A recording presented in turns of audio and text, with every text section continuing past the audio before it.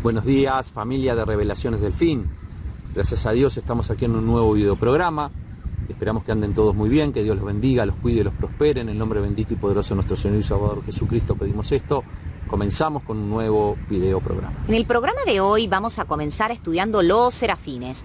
Recuerdan que en videos anteriores habíamos visto Apocalipsis 4, la visión de los 4 seres vivientes, y que en anteriores programas también habíamos visto los querubines y la visión de Ezequiel 1. Bueno, ahora vamos a Isaías. Ahora nos vamos a Isaías 6. Vamos a hablar sobre los serafines. Y es muy importante todo este estudio para dar continuidad al tema de los seres vivientes y sobre todo para poder preparar el terreno para Apocalipsis 5, que es lo que, si Dios quiere, Dios mediante, veremos en próximos programas. Vamos a Isaías 6. Bueno, primero lo que Isaías vio, ¿no? El año en que murió el rey Usías. Dice: vi yo al Señor sentado sobre un trono alto y sublime, y sus faldas llenaban el templo. Por encima de él habían serafines, cada uno tenía 6 alas. Con 2 cubrían sus rostros, con 2 cubrían sus pies, y con 2 volaban. El rey Usías de Judá, tuvo un largo y distinguido reinado, que está descrito en 2 de Crónicas 26 y en 2 de Reyes 15, del 1 al 5. Pero también tuvo un fin trágico. Dice: vi yo al Señor sentado sobre su trono. Es decir, ¿dónde estaba el Señor Dios Todopoderoso en todo esto? El Señor estaba sentado en su trono. Dios estaba en su trono en el cielo y aún estaba a cargo de toda la creación. Es decir, hay un trono en el cielo y Dios se sienta en él como el gobernante del universo. Este es el hecho central del cielo, que hay un trono en el cielo que está ocupado. Isaías no fue el único que tuvo la visión del trono de Dios. Muchos de los que en la Biblia tuvieron visión del trono de Dios fueron llevados al cielo y escribieron no solo sobre el cielo, sino también sobre el trono de Dios. Por ejemplo, el apóstol Juan, que ya lo vimos en Apocalipsis 4, vio el trono de Dios. El trono de Dios dice que es alto y sublime. Coloca a su ocupante, por lo tanto, Dios Todopoderoso, en una posición superior. Y sus faldas llenaban el templo.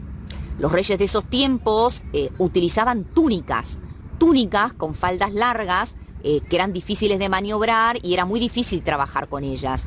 Entonces, utilizar una túnica larga era como una manera de decir: soy lo suficientemente poderoso y lo suficientemente importante como para no tener que trabajar. Soy una persona de honor y de dignidad, y por lo tanto los demás deben servirme y atenderme. Esto significa que Dios es tan honrado, es tan importante, es tan digno, que sus faldas llenaban todo el templo. Por otro lado, dice: por encima de él habían serafines. Es decir, alrededor del trono habían estos ángeles conocidos como serafines de la primera jerarquía que les mencioné en programas anteriores. El nombre serafín significa literalmente los que arden. Arden de amor, arden de pasión, para honrar y para alabar a Dios Todopoderoso. Y cada uno de estos seres tenían 6 alas. En Apocalipsis 4:8, el apóstol Juan menciona 6 alas, lo que significa que los seres que vio el apóstol Juan en Apocalipsis 4 son serafines y no querubines.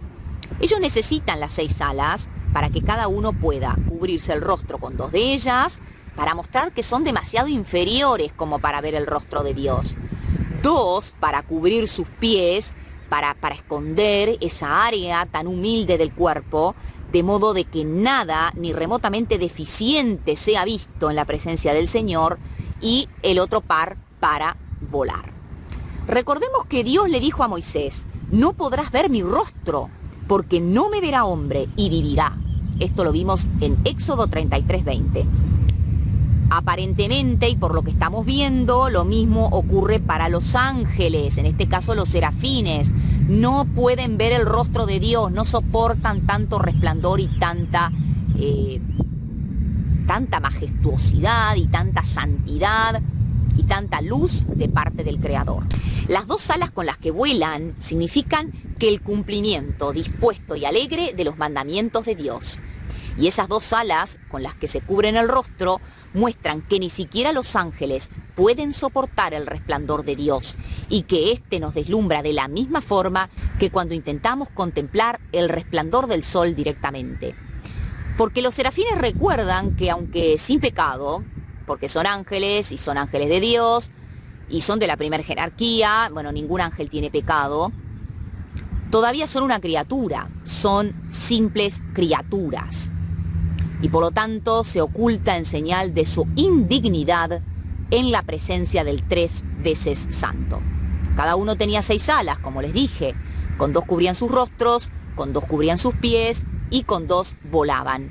Usaban 4 de sus alas entonces para expresar su humildad y 2 de sus alas para expresar su disposición y habilidad para servir a Dios. Por lo tanto, son 4 alas para la adoración y 2 para la energía activa, 4 para ocultarse y 2 para ocuparse del servicio. Y el uno al otro daba voces, diciendo: Santo, Santo, Santo, Yahvé de los ejércitos. Toda la tierra está llena de su gloria, y los quiciales de las puertas se estremecieron con la voz del que clamaba, y la casa se llenó de humo. Y el uno al otro daba voces, diciendo: los serafines ni siquiera se están dirigiendo directamente al Señor. Dios aquí. Se están proclamando unos a otros su gloriosa naturaleza y carácter en la presencia del Señor. Santo, Santo, Santo, Yahvé de los ejércitos. ¿Por qué repiten santo 3 veces? ¿No era suficiente con decir que el Señor era santo una vez? No era suficiente. Lo dicen 3 veces porque hay 3 personas en un solo Dios. Recordemos, porque hay gente que le cuesta esto, que la Trinidad se puede entender con el concepto del agua. El agua se encuentra en estado líquido, sólido y gaseoso. Son 3 distintos estados, pero es agua, o sea, es lo mismo. Entonces, de esa forma se podría comprender y entender un solo Dios en 3 personas. En el idioma hebreo, la intensidad se comunica mediante la repetición. Decir santo es el Señor comunica algo. Decir santo, santo es el Señor comunica aún más. Y decir santo, santo, santo es el Señor es declarar su santidad al más grado alto posible. La santidad en su raíz tiene la idea de separación. Describe a alguien o algo que es apartado de otras personas o cosas. Un objeto puede ser santo si se aparta para un servicio sagrado. Una persona es santa si es apartada para la voluntad y el propósito de Dios. ¿De qué es apartado el Señor Dios Todopoderoso? Él es apartado de la creación, en el sentido de que el Señor Dios no es una criatura y existe fuera de toda la creación. Si toda la creación se disolviera, el Señor Dios permanecería. Él es apartado de la humanidad, en el sentido de que su naturaleza o esencia es divina, no humana. Dios no es un superhombre ni el hombre supremo. Dios no es solamente más inteligente que cualquier hombre, más fuerte que cualquier hombre, más antiguo que cualquier hombre o mejor que cualquier hombre. No se puede medir a Dios en la tabla del hombre con los valores de la humanidad. Él es divino y nosotros somos humanos. Sin embargo, debido a que fuimos hechos a imagen de Dios, la humanidad es compatible con la divinidad. Son diferentes, pero no se oponen automáticamente entre sí. Así es como Jesús, la segunda persona de la Trinidad, pudo agregar humanidad a su deidad cuando se hizo hombre. La santidad de Dios es parte de todo lo que Él es y hace. El poder de Dios es un poder santo. El amor de Dios es un amor santo. La sabiduría de Dios es una sabiduría santa. La santidad no es un aspecto de la personalidad de Dios, es una característica de todo su ser. Bueno, qué hermoso todo esto que estamos aprendiendo, ¿verdad? La santidad de Dios, esa omnisciencia, omnipotencia. Él vive por siempre, para siempre y desde siempre, por eso Él es Dios. Y lo más hermoso de todo es que nos ama tanto, que envió a su Hijo unigénito para que todo aquel crea, que en Él crea, no se pierda, mas tenga la vida eterna. Tiene un inmenso amor Dios por su creación. Y a través de Jesucristo, cuando nos arrepentimos de nuestros pecados, cuando nos bautizamos y nacemos de nuevo, Él nos llama hijos de Dios ahora. qué inmenso honor, qué alegría para todos aquellos que hemos nacido de nuevo, el poder decir Padre, Abba, Padre, saber que tenemos un Padre todopoderoso que nos ama inmensamente, con un amor que nosotros ni siquiera podemos llegar a imaginar la inmensidad de ese amor. Y tanto nos amó nuestro amado Señor y Salvador Jesucristo, que dio su vida en esa cruz, se sacrificó por amor por todos nosotros, para el perdón de nuestros pecados y la salvación de nuestras almas, tanto para agradecer al Padre, al Hijo y al Espíritu Santo, tanto para darles gracias, gloria, honra y alabanza todos los días de nuestras vidas, todos los días, porque realmente nuestro Dios Todopoderoso es excelso, es maravilloso. Bueno, si les gustó el video te pido que le des un me gusta, que lo compartas.